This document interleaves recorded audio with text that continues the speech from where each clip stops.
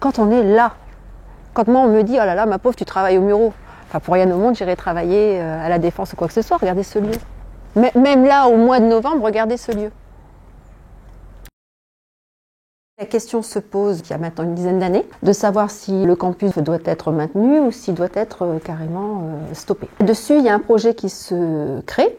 Donc nous avons récupéré un certain nombre de mobiliers, transformés, donc d'où ces notions un peu de carton, d'où cette notion de corian, etc. Mais aussi dans un certain nombre d'espaces, sur des peintures qui sont sans solvant, etc., sur des moquettes recyclées. Et en parallèle, on avait en fait initié tout un programme sur tout ce qui était éco-gestes. On se retrouve dans des configurations d'espaces de réunion ou de séminaires qui ne sont pas classiques, habituels, du U, modulable, etc. Donc ça, c'est un premier point. L'autre point, c'est finalement en fonction des contenus et des messages à passer, finalement, l'espace dans lequel on se trouve peut faciliter ou non cette communication, cette conversation. Donc on se retrouve là-dessus. On a eu des espaces canapés où on s'aperçoit que tout ce qui est brainstorming, etc. est beaucoup plus important et facilitant. C'est vraiment de porter un regard autre sur le message qui va être donné au niveau de la formation ou de l'information pour pouvoir travailler autrement, pour pouvoir se positionner autrement et reconsidérer finalement les choses classiques et avoir un nouveau regard là-dessus.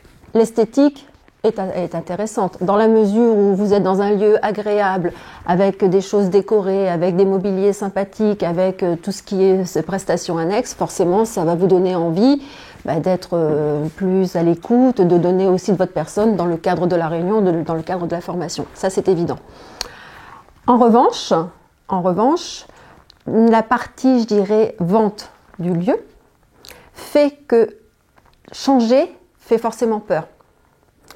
Et que quelque part, on se retrouve très souvent confronté à des prescripteurs qui veulent rester dans des modèles classiques, connus, pour ne pas déstabiliser ou ne pas prendre potentiellement un risque vis-à-vis des personnes qui viendront après intervenir. Nous, on a fait le choix aujourd'hui au niveau du campus de se positionner sur l'innovation, justement de penser différemment pour pouvoir travailler, etc. Mais on est aussi face à des populations qui ont envie d'y aller, mais qui freinent aussi par rapport à ça parce que ça fait peur. C'est plus l'immersion.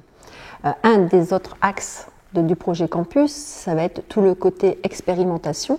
Et de par des espaces aussi différents, proposer à des entreprises, des startups de venir s'installer, de pouvoir justement aussi être en phase avec les industriels présents sur le site, clients et installés de façon plus prolongée, pour pouvoir en fait aussi avoir une plateforme d'expérimentation.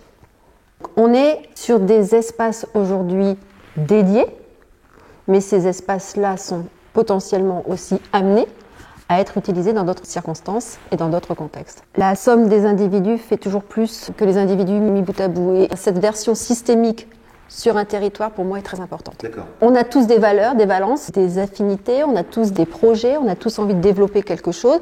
Et ce que nous sommes et ce que nous portons va forcément grandir et faire en sorte de sortir un projet qui est beaucoup plus important que ce que l'on pourrait faire de façon isolée. On est toujours à l'intérieur et à l'extérieur. C'est-à-dire que quel que soit l'endroit où vous allez vous trouver, vous avez, quand vous êtes à l'extérieur, une vue sur l'intérieur et la réciproque est vraie. Et vous parlez de respiration, etc. Ben oui, c'est ça. C'est aussi ce temps pour souffler, c'est le temps pour réfléchir, c'est le temps pour faire autre chose. Et ce lieu, finalement, c'est aussi un terrain de jeu. Parce que à l'extérieur, bon, il y a bien sûr des équipements, etc. Mais il y a aussi la possibilité de créer autre chose. Vous êtes dans une salle de réunion, vous créez un mouvement, une cohésion, vous créez quelque chose avec un groupe, vous venez dehors, vous vous installez là, forcément ça va donner autre chose et une autre connotation à ce que vous êtes en train de faire. Aujourd'hui, quand on va déployer aussi un certain nombre d'acteurs sur le site, de participants, de stagiaires, d'étudiants, puisqu'on a aussi une partie étudiants, etc. Tout ce mélange de personnes, tout ce lien, c'est facilitant et ça permet de créer le relationnel qu'on n'a pas autrement. On a un lieu qui peut servir cette ouverture. Oui. C'est ça. Voilà. Dire quelque part, l'architecture même du lieu crée cette ouverture. On a tout à fait le produit, l'outil nécessaire à.